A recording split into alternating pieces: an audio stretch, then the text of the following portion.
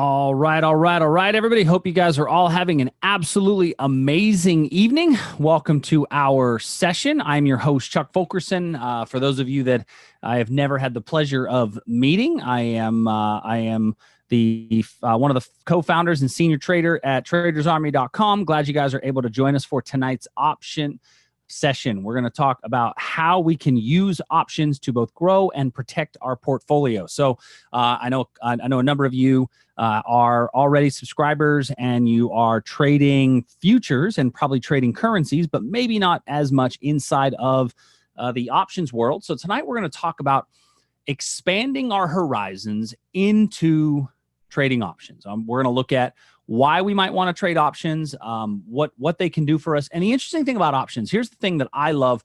One of the things that I love most about options is that options can, we talk a lot about options from the terms of equity options, right? We talk about stock and equity options. But once you understand how to trade options, then it opens the door to trading things like options on futures, right? It opens the door to trading things on currencies options. You can trade options in other foreign markets. So it really does have a tremendous impact on what it is that you're trading. So looking forward to having a tremendous amount of information handed through tonight. So here's going to be our structure for the evening. We're going to go at most an hour, but please, let's keep this a very, very, very wide open session. I want you to feel free to ask any questions you want. Type it in the chat box. I don't want to just kind of lecture because it's not my thing, but I will go through some foundational stuff in the beginning, give you some examples, talk a little bit about how we can utilize options, maybe show you some different strategies. And we're going to try to keep it really simple tonight because that's one of the things that many people make the mistake of in options is that they tend to overcomplicate things. So what I want to do tonight is not overcomplicate things in the world of options. And then at the end of the session, what we're going to do is we're going to go live into the markets and we're going to look for potential options positions. So we're going to take a look at some stocks that maybe you guys want to look at, and we'll try to build options trades around those positions.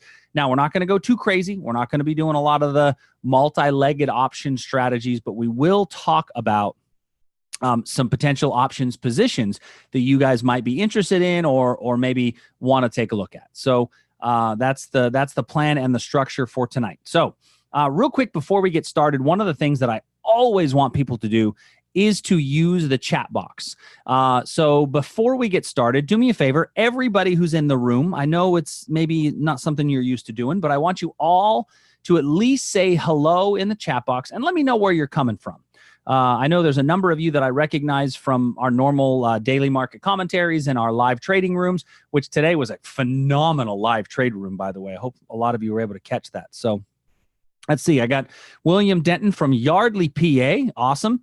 Where is Yardley, William? I don't even know where Yardley is. Is that Eastern PA or is that Western PA? I don't think it's Western. Doesn't sound like Western PA. Bucks County. Okay, very good.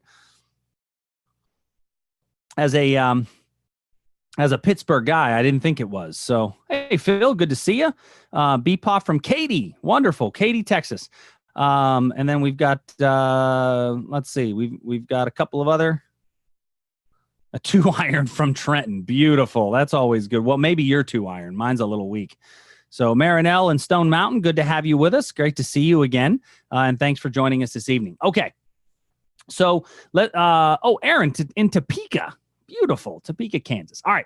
So let's go ahead and get started. And I want to start with some of the basic foundational concepts around options. So before I get started, how many of you in here would say that you are fairly new, in fact, novices to options, right? Would say that you're fairly new, if not novices to options. Okay, good. Okay. Perfect. So what I don't want to do is overwhelm you because I could quite literally teach options for a month. I could very easily, like if a university came to me and said, hey, would you like to teach options for an entire semester? I could get a semester's worth of content easily.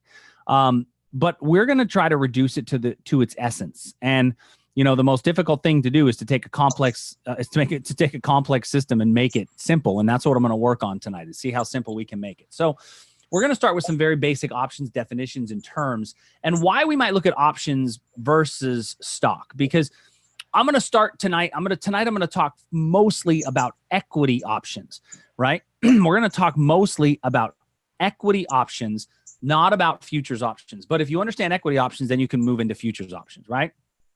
So a couple of things to remember. First of all, the reason, and I will tell you, me personally, the reason I looked at options trading was because I didn't have a big account. When I first got started trading, I had a very small account, and there wasn't a whole lot that I could do, right? So since there wasn't a lot that I could do, I decided that, okay, I better figure out a better way to trade, because I saw, my first instructors were showing me all these great trades. Now, by the way, when I first started trading, it was like 05, right? So I started trading 05. So they're showing me these great trades on this stock I'd never heard of called RIM. Anybody remember RIM? They're showing me all these great trades on these stocks, and they're showing, you buy 200 shares at $50 a share. Well, that was more than my entire account was at the time. So I had to have a different way to do it. And one of the great things about options trading is you can start with a smaller account. So by definition, you're putting less capital on the line. And that's one of the things that I think is very important for people to realize. The other one is it can work in all account types. So what a lot of people don't realize is that you can use options in a retirement account. Okay, let me say that again. You can use options in a retirement account. Options can be done inside of an IRA. So if options can be done in an IRA, what that gives you is an advantage over people that don't use options in their IRA. So you're going to want to understand what it is you can do. Now, that's broker specific, because not every broker allows that. So you definitely want to check with your broker. One of the things that we'll talk about is that there are what are called 5 levels of options trading.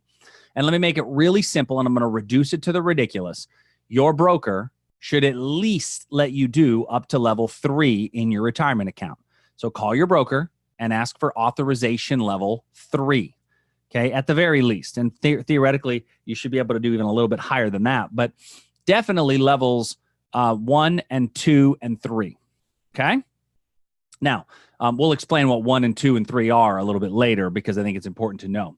So they're really great for generating both active short-term and passive long-term income. So when we talk about active short-term income, we're talking about it from the concept of being spread traders, right? I'm sorry, I'm reading the chat box and talking. We're talking about active short-term. We're talking about being swing traders.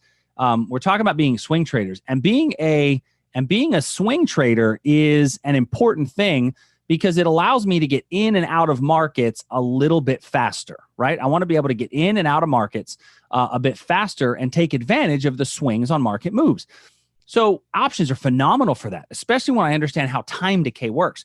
But they're also good for passive long-term income, allowing me to generate an income from either the passage of time when I'm collecting what's called time decay, or from longer-term moves and bigger picture chart moves. They're also great for portfolio protection. So the thing to remember about options is what they were created to be.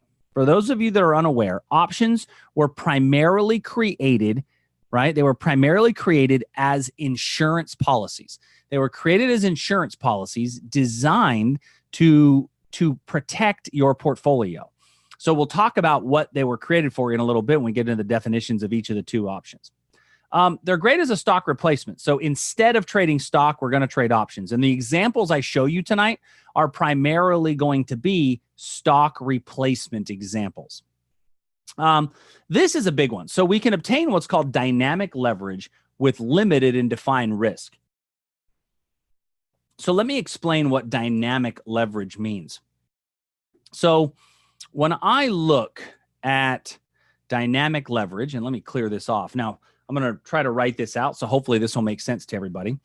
So let's say that I buy a stock at $50 a share, okay? And the stock goes from 50 to 51. Well, in that case, I have made $1, right? Stock goes from 51 to 52. In that case, I have made $1. Okay. And by the way, all the way up to 53. So what this means, and by the way, stock goes down to 49. In that case, I have lost $1. So when we look at this, we're looking at what is called a delta. The change in stock every time is what? What is our change in stock every time? If we think about this, what's our change every time? Our change is 1, right? Our change is 1 every time, dollar for dollar, okay?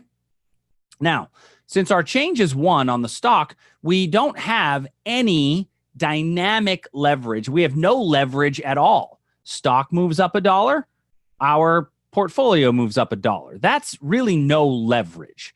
Now, let's talk about options. So in options, oftentimes in options, let's say that the stock, oops, what is that? Why did that open? Sorry about that. Don't know why that opened. All right. So in options, let's say that the stock is trading at 50. Okay. Well, in this case, let's say that my option costs me $2, right? So let's call this the stock. And let's call this the option. Okay. Now, in this case, it would be what's called a call option. But the stock goes from 50 to 51.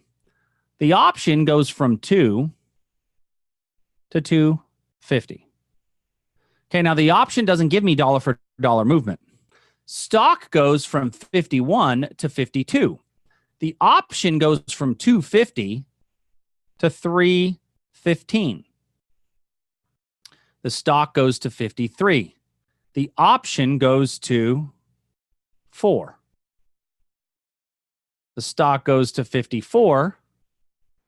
The option goes to 5, right? Now, these aren't exact numbers, obviously, but the point that I'm trying to make here is notice that every time the stock between here and here, every time the stock goes up by $1, it's constant.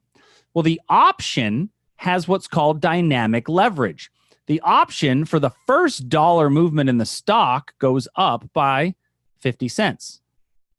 For the next dollar movement in the stock, the option goes up by 65 cents.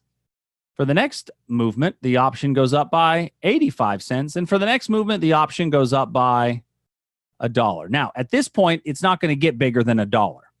So what that means is that when I'm right, the more right I am, what happens to my profit when I'm right?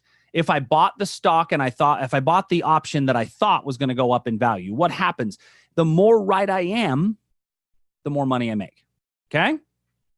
Now, let's take it the other way. Here's where it gets really exciting.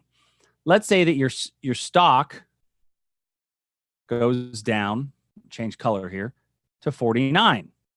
Well, your option's going to go to $1.50. Stock goes down to 48. Your option might go down to $1.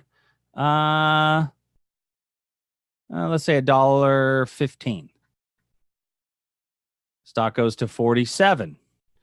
Your option goes down to 95 cents. Stock goes to 46. Okay. Your option goes down. So your option maybe goes down to 70 cents. Now, what I'm looking at here, the difference is on the way down, the first dollar costs me 50 cents. The second dollar only costs me 35 cents. The next dollar costs me 20 cents, right? And I guess this would be more like 80 instead of 95 cents. The next one would cost me 15 cents. I did bad math in my head. For every dollar I'm wrong, what happens to my losses? Think about that for a moment. For every dollar that I'm wrong, type it in the chat box. What happens to my losses for every dollar that I'm incorrect in my position. My losses get smaller and smaller and smaller, and my gains get larger. This is dynamic leverage. It's dynamic leverage. Now, think about this for just a minute. When I talk about leverage, the stock went from 50 to 51. That is a 2% move, right? 2% move. The option went from 2 to 250. In this case, that is a 25% move. Right? Now, that's just this hypothetical example, but the point is that is the difference in leverage. And then for each time it goes up, that percentage will continue to rise. So that is when we talk about dynamic leverage, that's what we mean. And the other side is that we've got limited and defined risk, meaning I can't lose any more than I put into the trade in some of the positions, right? When I'm buying an option, I can't lose more than what I put into the trade. So some interesting things to look at when you come to what options are and how I can use them. So they're good for all market environments. Up markets, down markets, sideways markets. Very strong up, very strong down. Kind of up, kind of down. They're great for any market environment because what happens is I can change my strategy to fit the environment. Okay? I can change my strategy to fit the environment. And I think that's the thing that most people tend to forget about. So, when I think about what these things are, an option, the very definition of an option is the option offers the buyer the right, but not the obligation to either buy or sell an underlying at a specific price, which is called the strike price, on or before a specific date, which is the expiration date. Okay. Now, the buyer has the right. The option seller is obligated to either deliver or purchase the underlying if the buyer exercises those rights associated with the contract. Whoa, what does that mean, Chuck? Well, what it means is the buyer pays a premium to the seller in every transaction. So, very simple way to consider it. Very simple way. How many of you out there, those of you that are in the room today, how many of you have car insurance? Okay? You guys have car insurance? If you have car insurance, you already have an option. Okay? If you have car insurance, you already have an option because you have the right to sell your car back to the insurance company, but only if the value of your car does what? What does the value of your car have to do in order for you to be able to exercise that right? Hello, Fahim. Welcome. Yeah, the value of your car has to crash, quite literally, right? So the value of your car has to crash in order for you to be able to exercise that right.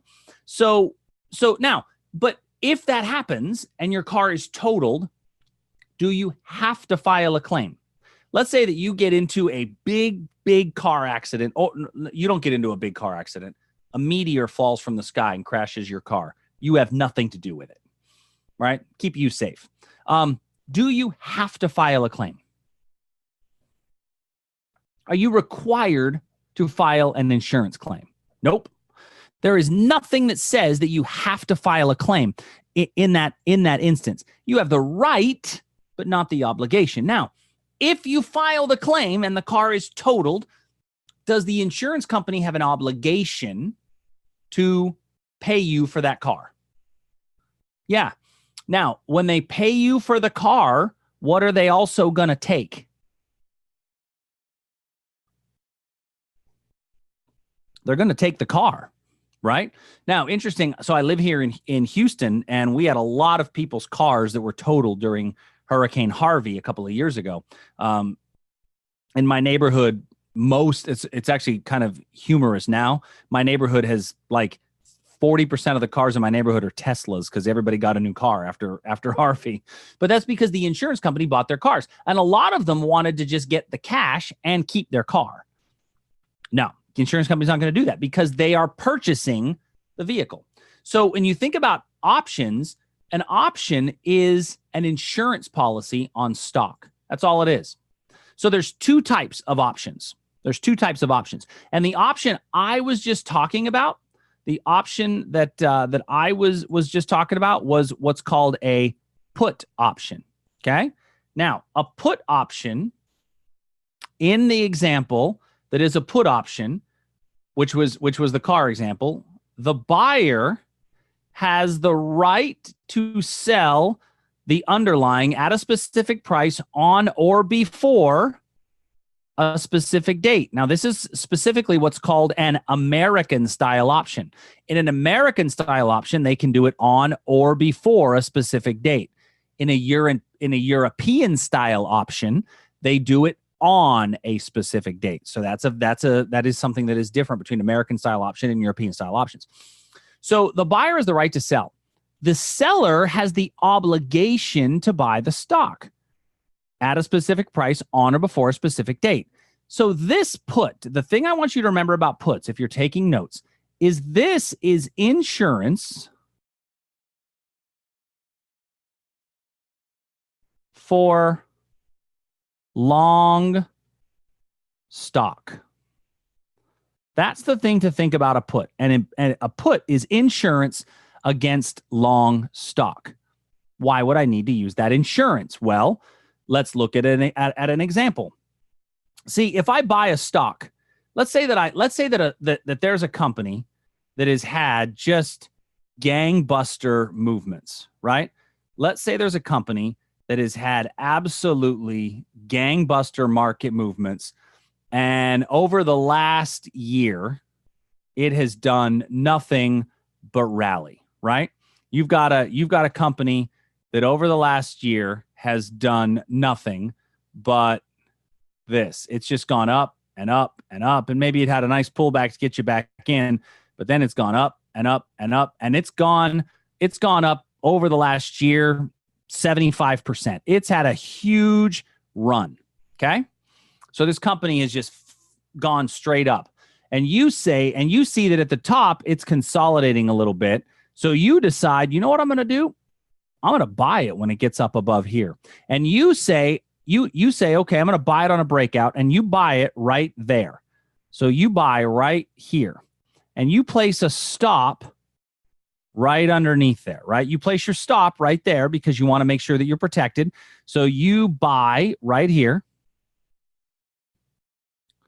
and your stop is right here. And the next day, the company announces earnings, and it goes down and does this.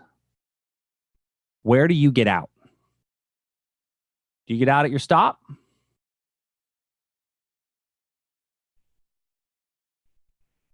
What do you think? Do you get out at your stop loss in this instance? Where are you out? No, you're out down here or lower, because your stop loss is typically a market order, right? But what if you had said, you know what? I'm going to buy the stock at 140, and I'm also going to buy a 140 put. Now, at the same time that you bought that 140 put, you buy the stock. This put acts as your what? What is this put acting as?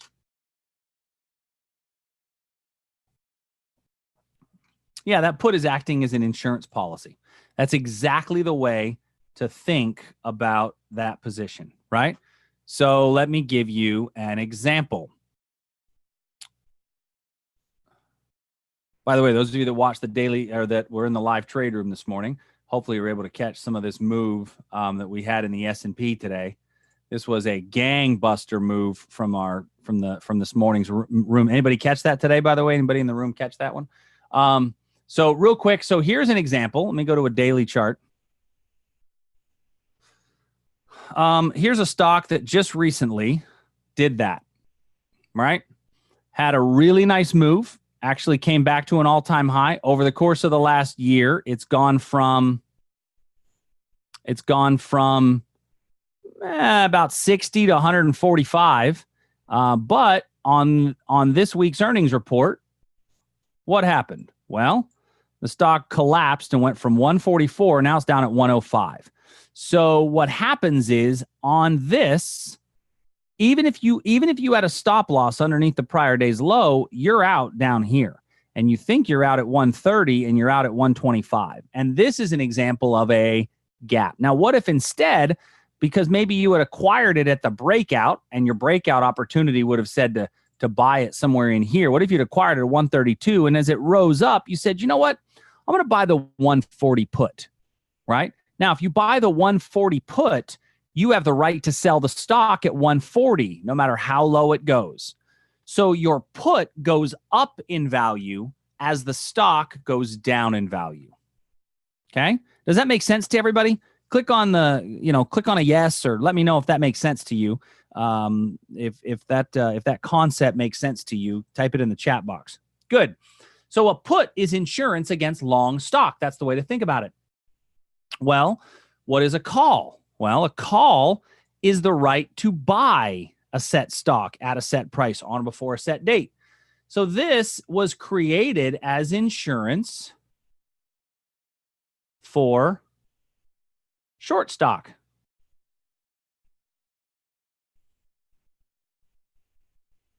This is insurance for short stock. So if you short a stock, the way you get it is to sell, you have to buy to get out. So a call option, you have the right to buy. That's what it was created as for insurance. So for insurance purposes, you buy a call to protect a short, you buy a put to protect a long. Okay? Now, that's if you're using it as a hedge tool. What if I'm just using it as a speculation tool, right? What if I'm just using it as a speculation tool? Very simple. If I'm bullish and I think the market's going to go up, I buy a call for the most part. If I'm bearish and I think the market's going to go down, I buy a put. That's the easiest. If all you're doing is buying options, that's the easiest thing to think about. Okay. See, the thing to remember about options is that there's only two options. That's it. There's only two: calls and puts. And there's only two actions I can take with those options. I can buy them or I can sell them. And if I remember that, there's only two options and there's only two actions. Two options, two actions. Buy them, sell them. Buy a call, buy a put, sell a call, sell a put. That's it. I got to know which one I use, which one for, right? So ultimately, the thing to remember is this, that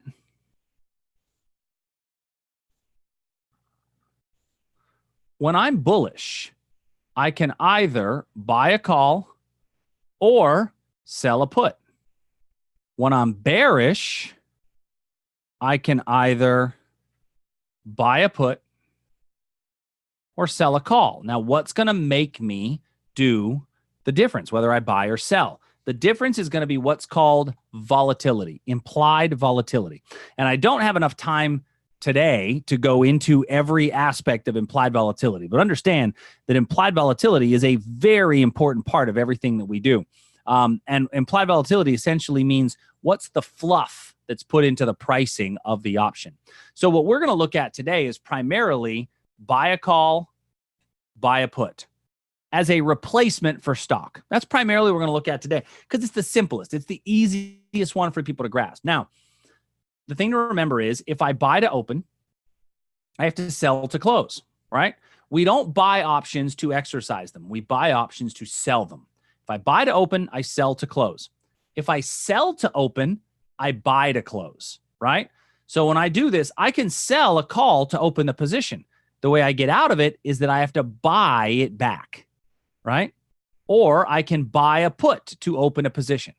The way I get out of it is that I sell it back. Now, when we make that determination, what we're going to do when buying and selling these options, every options trade is going to be based on the stock position.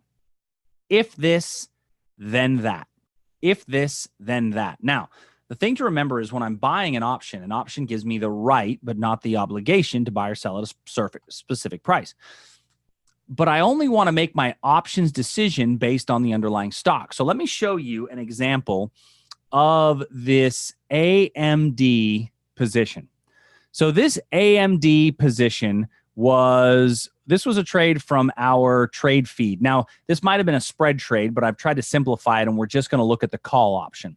So this was a trade, advanced micro devices, that we looked at inside of our live trade room, and we put it onto our trade feed. And the reason that we looked at this level was we had a really nice move outside of this level. We had a little bit of basing, right? A nice little bit of basing in an area that had been tested a number of times. How many of you in here, just real quick show of hands or type it in the chat box, how many of you in here trade breakouts? Let me know if you let me know, do you trade breakouts?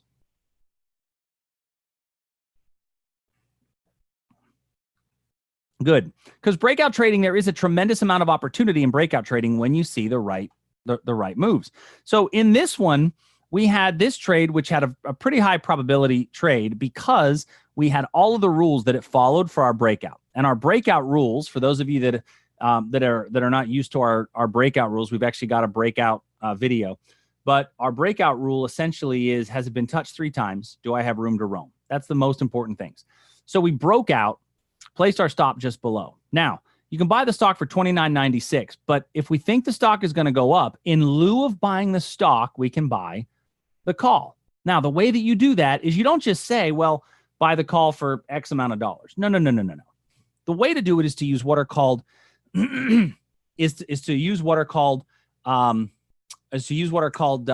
contingent orders, right? Now, if you caught it on the breakout, you got a really nice move. But here's what's fun about a breakout, right? So what happens if you miss the breakout? What happens if you miss a breakout trade? Typically, if you miss the breakout, what does it still allow you to do? What does it still give you the opportunity to do?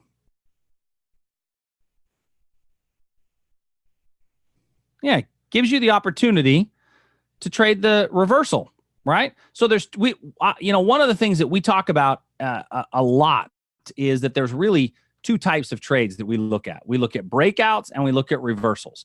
So for me, a breakout trade is when I've got price doing something like this, and maybe it's been tested a few times, and I see that I have let me make this flat. Here we go. And I see that I have a really nice area that we've bounced our head off of a couple of times, and I'm going to use this as an opportunity to get long when we break out above there, right? So that is one style, is to say, okay, I'm going to get long when we break out above here. So one of the things that I like to do is look at a breakout trade as an opportunity. Now, if I miss the breakout, we typically will look at this area, and oftentimes when it breaks out, we have what's called a speed candle. And if we miss the breakout and it results in a speed candle, we then oftentimes get an opportunity to go long on the return, right? So that's a breakout trade. This would be a reversal, right? So I can trade both styles, both breakout and reversal styles, and they're essentially still the same thing, but I understand the rules behind them, right? So in this example, if you miss the breakout, you can still trade it by saying, if we get back to $29.96, I'm going to get long, but I'm not going to just get long. What I do is I use a contingent order that says, if the price of the stock gets to $29.96, then buy the option, right? So we're using a contingent order. Now, depending on what broker you use, they've all got a slightly different methodology for how they do it. In Thinkorswim, it's called an order rules box. In TradeStation, I want to say that it's called the trade activation feature. In Interactive Brokers, it is actually called a contingent order. So every broker's got a different way of doing it. Check with your broker so that you understand how to do it. But what you do is you say, when the price comes back to this area, then we buy the option, okay? So when the stock did come back, so this was when we looked at it on June the 12th, it came back into the area on June the 17th. So on June the 17th is when it came back into the area. Now, at this point, we can buy the stock for $29.96, or we buy the 31 call option as a stock replacement. So in this case, we're looking at the 31 call option. Now, why the 31 call option? I don't have time to dive into exactly why that's the one that we would select, but ultimately what it comes down to is we want to get something that has a delta, right? Now, remember, delta is the rate of change. In a stock, delta is always 1. In an option, we have dynamic deltas, remember? And I want a delta around that 0.5 number. Okay, now there's a number of other rules that we need to look at when it comes to volatility. But now the option, instead of the stock costing me $29.96, the option is going to cost me $3.45. But here's the thing to remember.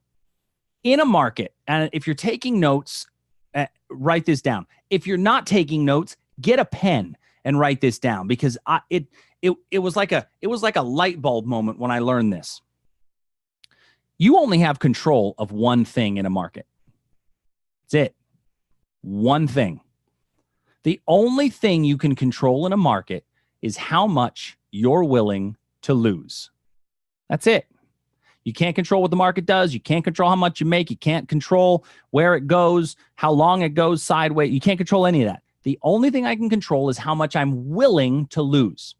Now, whether I'm trading stock, whether I'm trading options, whether I'm trading futures, whether I'm trading Forex, whether I'm trading Bitcoin, whether I'm trading rare Norwegian toads, my loss amount is governed by me. Okay? That's something that I really think is important for everybody to remember. So if I'm willing to lose $500 in the trade, I know how to calculate that from a stock perspective, right? Well, from an options perspective, I'm still gonna be willing to lose $500, right? Whether I'm willing to lose 500 in the stock or 500 in the option, the vehicle I trade doesn't really matter, because I want to make sure that I maintain my a constant in what I'm willing to lose, right? Same thing happens in futures. Okay. So when I look at the option, I'm buying it at 345. So I'm paying significantly less, which means I can do what? If I'm buying it for significantly less relative to my number of shares of buying the stock, what can I do? Think about that for a minute. If I'm keeping the amount of money I'm willing to lose constant, and I'm buying it for significantly less, what does that mean I can do with the option relative to the stock? Exactly, Eric. That's exactly what it means. It means that you have the ability to buy more options than you would with stock, right? Because remember, the option doesn't move dollar for dollar. The option's not going to move dollar for dollar like the stock does. But I can typically buy more shares of the option than I would of the stock and still have roughly the same loss amount. Okay? Now, the stock hits at $29.96. You got the entry at $3.45 a share. Eventually, the stock comes back up and hits its target at $33.15. So what you do is you've got, now we entered the trade on June the 17th. The trade was closed on July the 9th. So at that point, you sell for $4.65 a share. So it's trading for $4.65 a share as it went from entry to target. Now, it chopped around for a couple of days in here, but that's okay. It didn't stop us out, didn't come down to our actual stop loss point. So once that thing closed out, I use another contingent order, right? When I enter the trade, I say, okay, if the stock gets to $33.15, sell the option. And if the stock gets to $28.99, sell the option, right? So I've got the entry, the stop, and the target all preset, right? I've got the entry, the stop, and the target all preset so that I know ahead of time what I'm willing to lose in that position, right? So when eventually, by the way, you can sell that stock here, or you can take it for target 2. And at target 2, it went for $5.55 a contract. Okay, so eventually it went to $5.55 a contract as it went up and hit target 2. And then eventually we did wind up having a target 3. But let's compare these apples to apples, right? So in this example, let's say that you buy 200 shares of stock or buy 4 call options. Well, what would determine how many shares of stock I'm willing to buy? What determines the number of shares I'm willing to buy?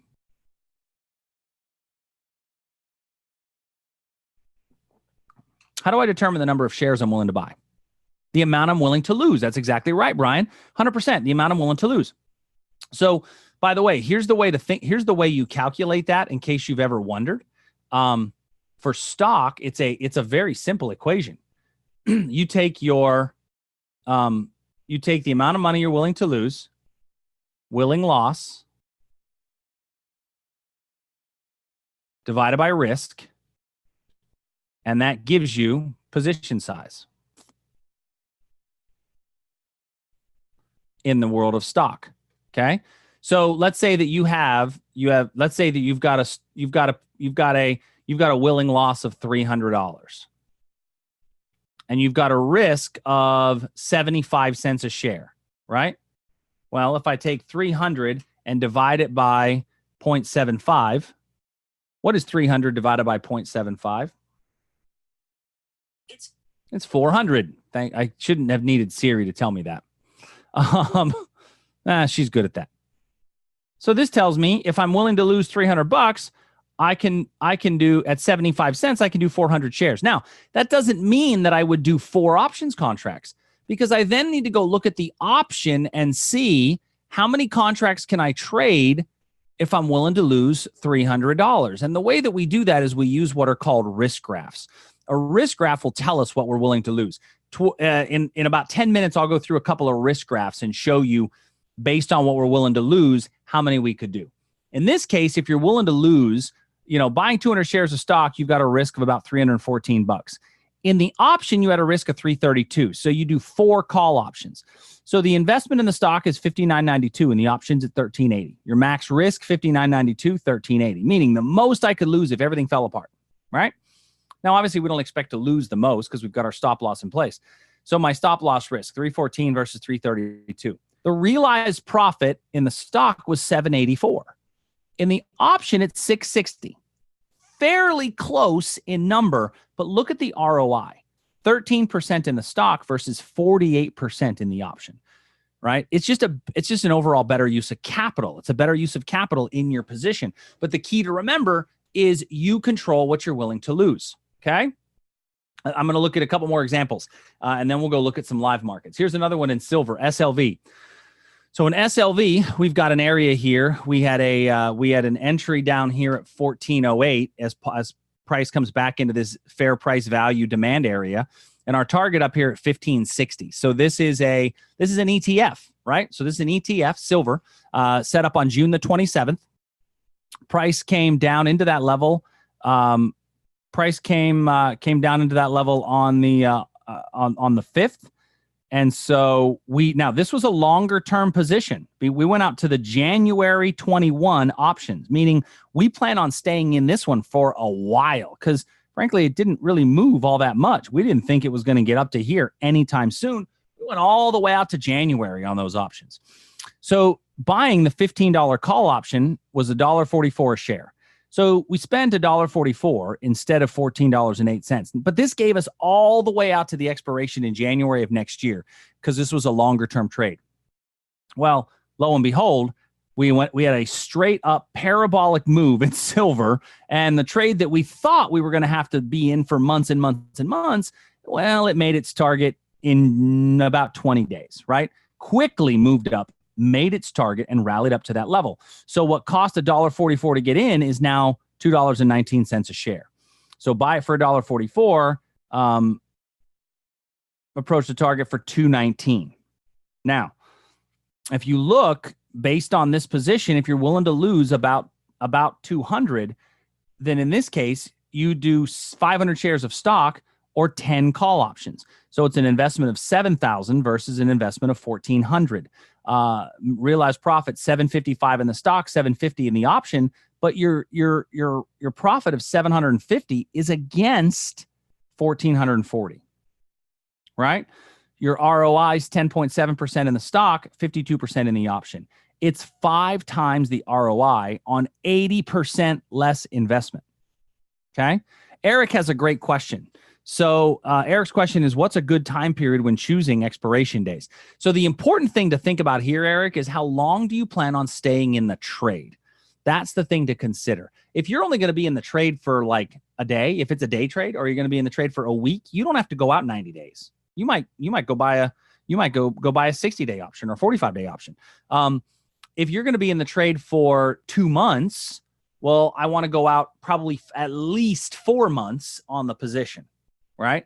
I don't want to hold it inside of a certain period of time. And that's one of the things that gets a little bit more in depth. But I definitely, it really bases on how long I plan on staying in the trade.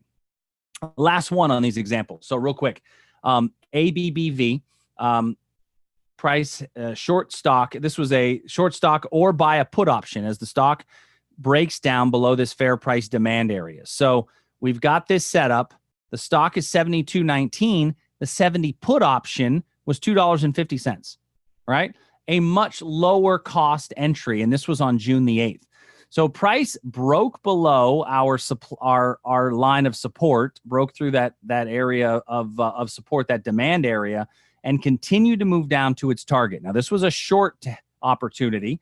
And you buy to cover the stock at $67.19, or you just sell that 70 put for $4.20. Remember, you bought it for $2.50, you sell it for $4.20. So this is a down position on a breakdown. So on this one, take a look, 7,219 on 100 shares of stock, or I can do 3 call options. Similar level of risk at our stop out position. Same reward, but 10 times, roughly a 10 times higher ROI. And, oh, by the way, and this is 3 put options, not 3 call options. Sorry about that. This is 3 put options. I can do the option in an IRA. I cannot short the stock in an IRA. Okay. That's an important thing to remember. I can do the option in an IRA. I cannot do the stock in an IRA. Does that make sense to everybody?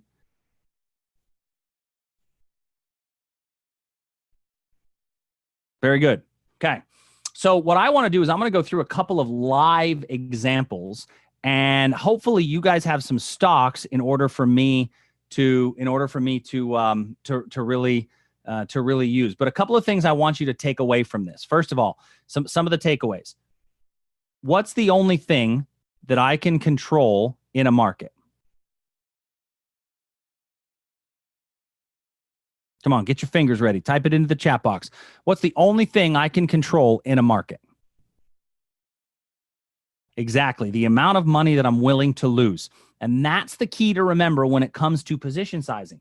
My position sizing is super, super important. Okay. So the only thing I can control is the amount of money I'm willing to lose. And that's how I position size in here. And notice that I'm able to enter the same trade with a lot less capital, right? With a lot less capital to get into the position. I use 80, sometimes 90% less capital, but I get oftentimes 10 times the rate of return. And that's where it starts, is understanding how much you're willing to lose. So options can be a very long, it's something that a lot of people really, really want to understand a lot more about, and what to do with their options positions, because this is just buying a call and buying a put. This is the simplest option strategy that there is available. And one of the things that's important is that you don't get into options unless you understand how to do them. So I know a number of you in here are already Traders Army subscribers. So if you have not already watched it, if you go underneath at the website, if you go underneath the Learn tab, there are we've probably got 20 hours worth of options curriculum that starts with foundations.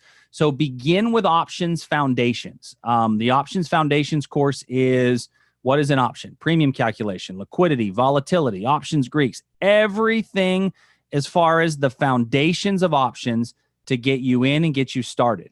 And then it gets into more strategic options trading, specifically around how to use what are called spreads. So this is the self-paced content that you guys that are already subscribers have access to anytime you want to get to it. So if that's something that you guys that are already subscribers would like to get into, make sure you get in, watch them. If you've got questions, reach out to us and we'll do our best to help you. If you're not a subscriber, do me a favor, You can, if you go to use promo code Trader60, you get 60% off your first month's membership. Give it a try. See if you like it. I mean, just this position, some of these positions alone were trades. These were trades that were taken in our live trade rooms. Set up and done in our covered in our live trade rooms, which is typically done on Sunday nights for options, and then shown in our trade worksheet with our trade update page. Now, if you want a little bit more hand holding, I know some people want some more hand holding. We've got an options trading intensive class that's live online September 9th to the 12th. If you think that you want more than just the self-paced on-demand content, if you want that interaction, it'll be very similar to a style like this. You can enroll by August the 15th. Normal tuition on that is $2,500. You save 20% and get it for $19.95. If that's something that you think that you want to do, it's going to be 3 evening classes, and then the 4th session is actually going to be a lab the whole time. So, if one of these makes sense, we'd love to have you as a member. And then if you think you want a little bit more hand holding, you can jump in on the options trading intensive. So go to tradersarmy.com and you can get all that information. All right. I'm going to go and take a look at a couple of live positions. Any questions on what we have covered so far that I haven't addressed as of yet, as we go in and take a look at a couple of live positions? Any questions so far? Because I want to be able to build a few trades and give you some examples and ideas.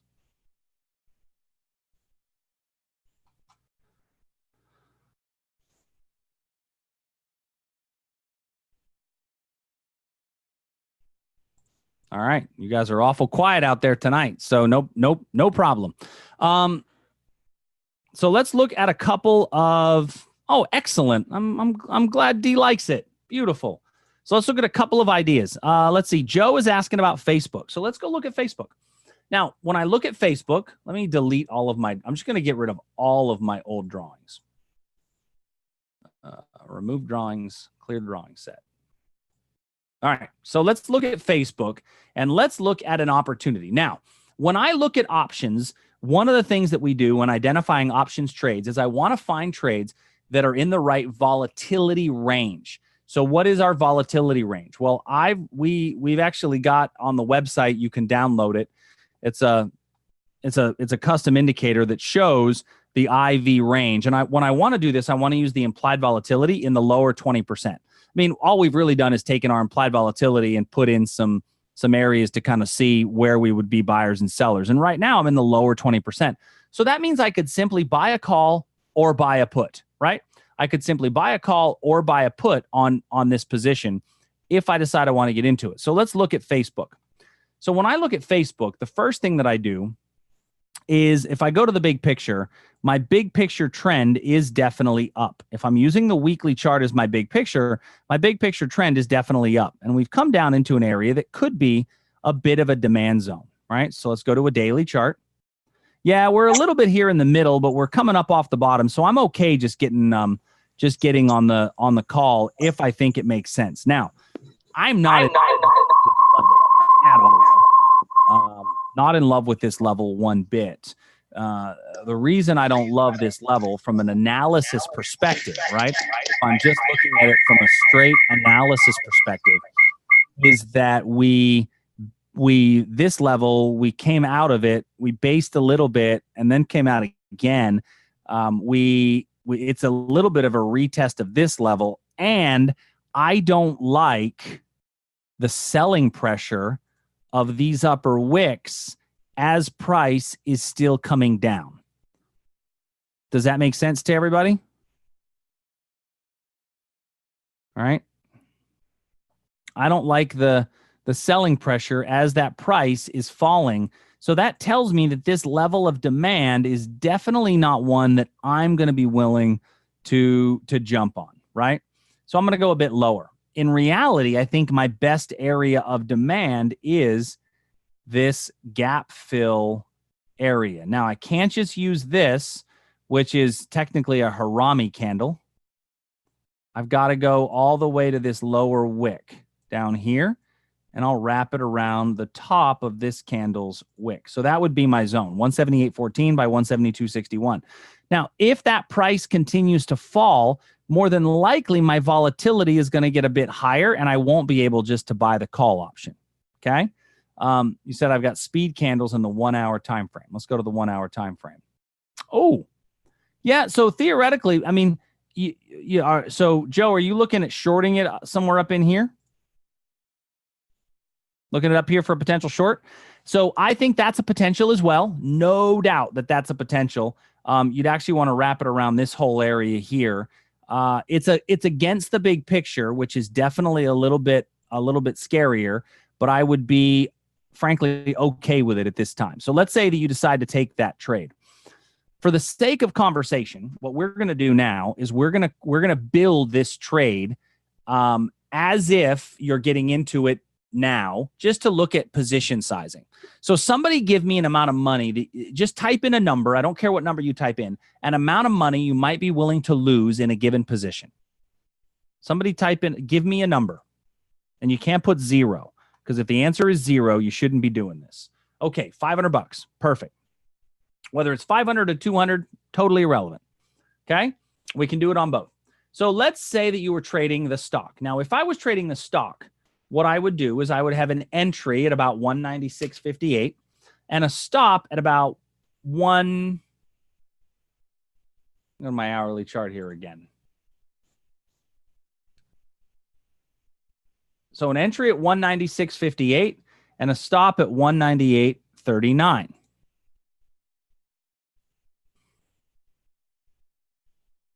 $196.58. Stop at let's do, I like 198.52. That's not so bad. So what's my risk in this position? So my risk in this position is the difference between the two, which would be, what is that? $1.96? $1.96. So my risk is $1.96. So what's my position size in the stock? Well, I've got to take the 500 divided by $1.96. That's how you calculate the your position size. What is 500 divided by 1 point? What is 500 divided by 1.96? It's about 255.102.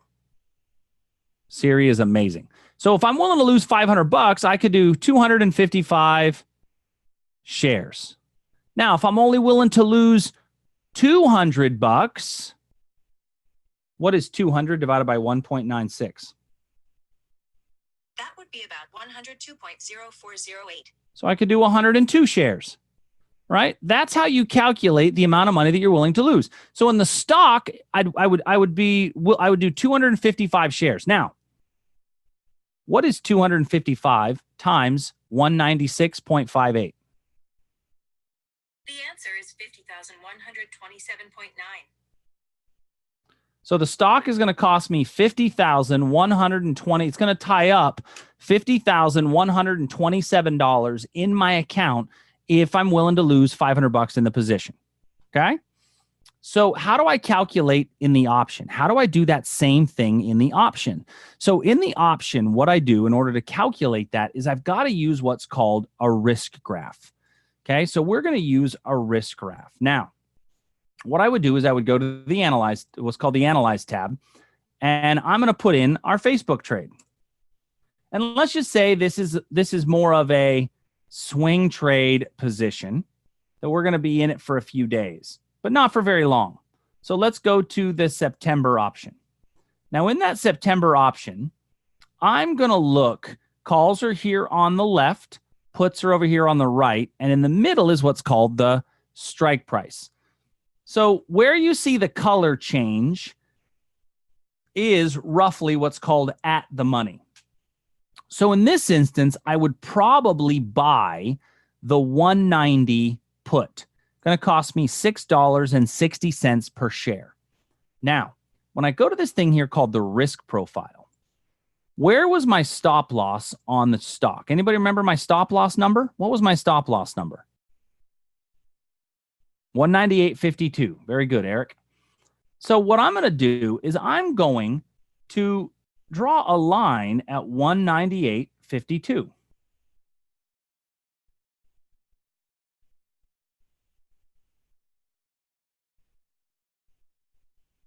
That's about as close as I'm going to get.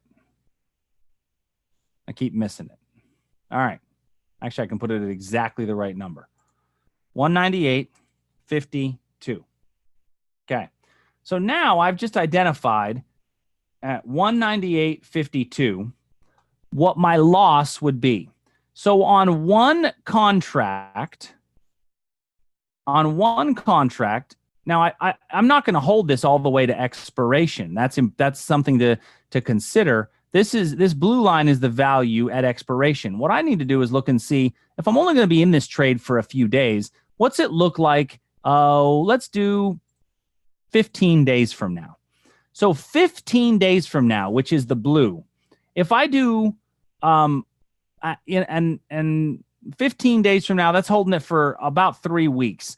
I'm losing $346 in the position.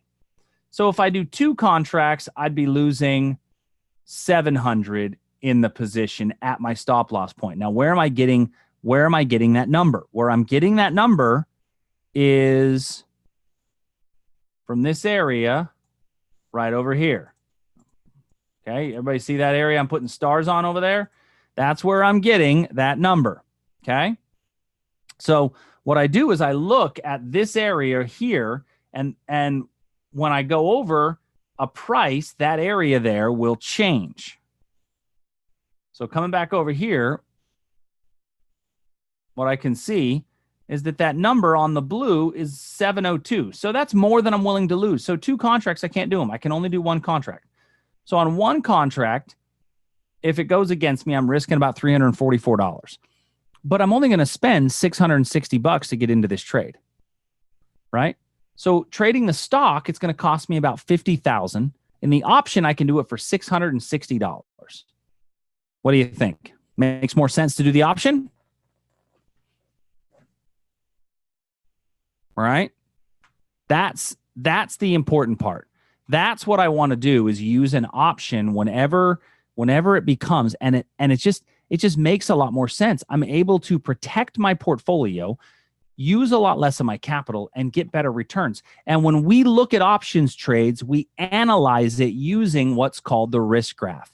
So whether you take our live online options course, or whether you do the on-demand content that's as a subscriber, you're gonna understand risk graphs. If you don't understand risk graphs and you're already trading options, you need to learn, right? Just these examples alone, hopefully, are enough. Just these examples that we covered tonight, and these are all trades that happened in the last, month or so. Just these examples alone, hopefully, are enough to at least get you thinking about trading options in the future. So with that being said, I'm gonna leave this up here. If you are interested in joining Traders Army, you get 60% off your first month's membership. Promo code Trader60. If you want to take the live options course, certainly you're welcome to take it. You get lifetime retakes whenever we have the course. So it's a one-time investment. You'll be able to retake it.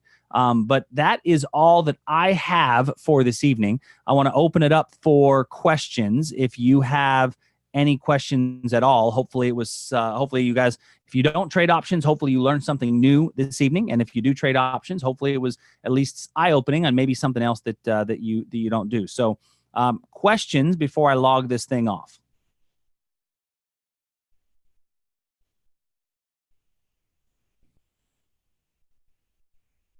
All right. Well, I'm going to shut this thing off. If you want to learn a bit more, certainly go to tradersarmy.com. We are here to help you do the best that we can. Our email address, I'll type it in the chat box, is support@tradersarmy. com. If you are not a regular subscriber, feel free to join us there. And if not, then at the very least, watch us on the daily market commentaries. But thank you guys so much for coming in this evening. Hope you had a great night, and I appreciate you all. Thanks. See ya.